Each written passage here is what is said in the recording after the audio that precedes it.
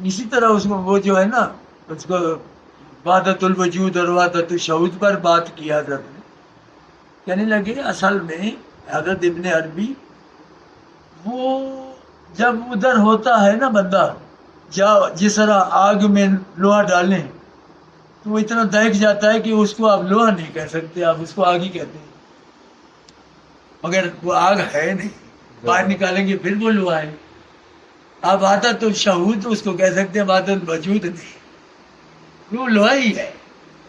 مگر اگر کوئی کہے کہ نہیں یہ آگ ہی ہے تو آپ اس پر فتویٰ نہیں لگا سکتے کہ یہ, کیونکہ اس وقت تو نظر یہی آ رہا ہے کہ یہ آگ ہے, وہ بھی صحیح ہے, مگر اس پر فتویٰ لگانا کہ جی یہ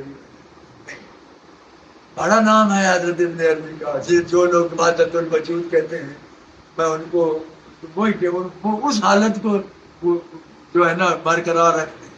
ہم کہتے ہیں وحدت الشہود انہیں باہر نکلنا ہی ہے, سر تو نہیں رہ سکتا.